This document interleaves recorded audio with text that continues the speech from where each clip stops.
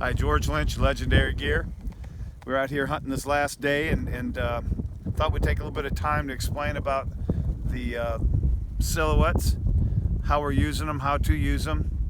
And it's today, if you watch the forums and everything going on, these the revive of the silhouette decoy, you think it was something new.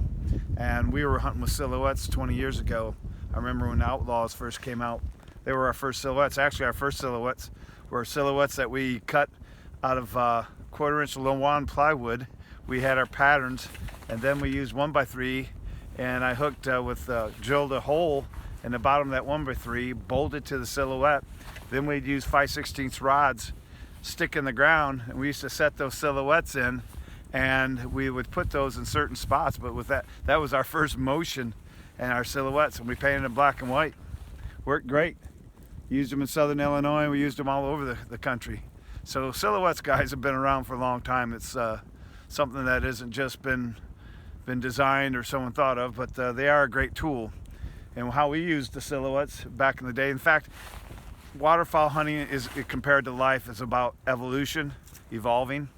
And I remember years ago, I'm talking years, 25 years ago, when we were going, we were using Carry Light silhouettes, flambeau silhouettes, not silhouettes, but shells.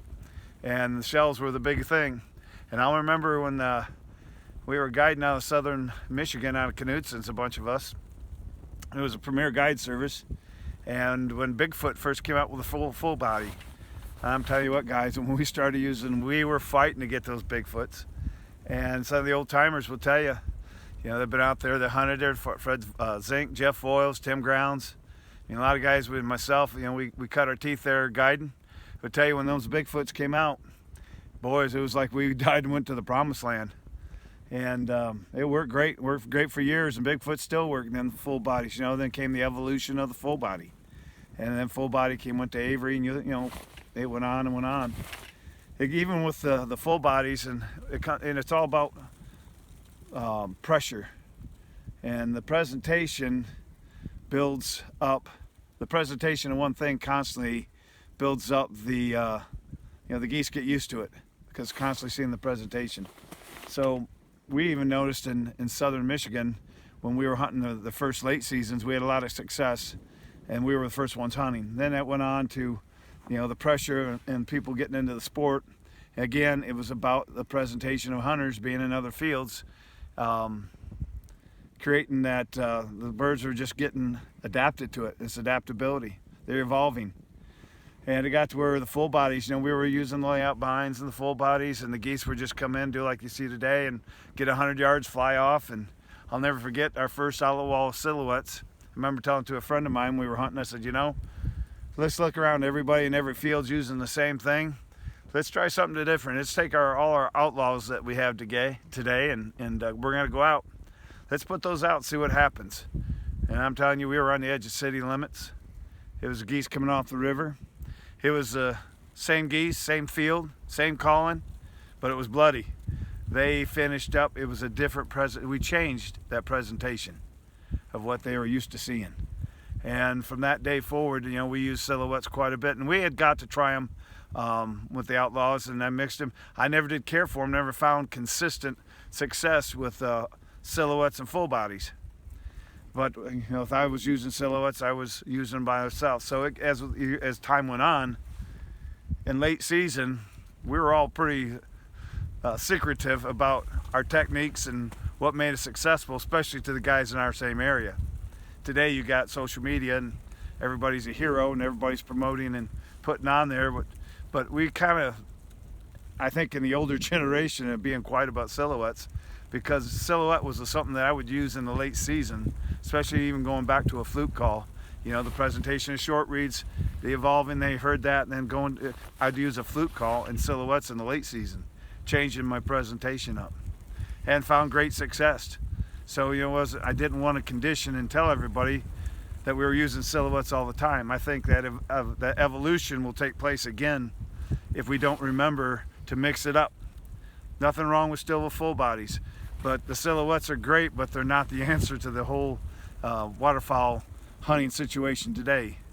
And I think that maturity and experience all comes together. Time will show that to the younger guys, but try to always remember to using something and keep it in your bag of tricks that you don't want the birds to get conditioned to. So to me, the silhouettes work good, and I like to use them in a seasonal thing. Where we are today, it's nice. We're in a snowy field. We probably got 30 birds in this county that my wife and I have been chasing every night watching, and we're giving our last effort here, but we brought out probably about 5-6 dozen of silhouettes, and we planted them right here. I have an A-frame blind that is dug in a crevice here out in the field, blended in, and what we've done is we've just socked these silhouettes all around us. And if these geese, they've been flying to these fields. It's been low groups, but what they've been doing is flying low. They've been slow flying, and you can tell what they're doing is they're sitting there and they're drifting, then drifting here. And whether some people believe they can smell corn, I think what they're doing is they're looking for corn. I think they're trying to use their eyesight, and they're trying to find areas because we've had a lot of frozen ice and stuff. So these geese are having to hunt and peck. So keeping our spread here tight and within us. Early in the season, I was hunting this spot. We kind of pushed decoys out and around. We had good luck, but we also found that the geese were moving, and we gave it too much opportunity for other spots to land. So what we've done here is we kind of gave them one opportunity. This hill, with the wind and everything, the snow and ice didn't create there, so it was really soft and open. And so I've just covered this up with silhouettes and behind us. And whether they land or not, my intention is just trying to get those birds to loft above us, and to give us that chance to take out 2 or 3 geese, just to hold up. We have a strong wind coming, a 14-mile-an-hour wind from the west-northwest. So we have this and this coming, and a little bit out of here. So, and hopefully the geese are going to be coming from the south. But you notice that's why I'm just using the silhouettes. Number one, it was easy getting out here, and but just giving that one presentation and making it tight. It's about survival. These birds are in tight right now, late season, early season when it's warm. I use a rule of thumb: when it's warm, I like to disperse the decoys further apart. In the late season when it's cold, I bind them tighter and together during this cold. And it really, 80 and 90% of my spread here is sleepers and feeders that we're emulating here. So hopefully if the birds come, we'll give them a little spit moan. My wife will probably shoot another 2 bands. But that's my 2 cents on the silhouettes.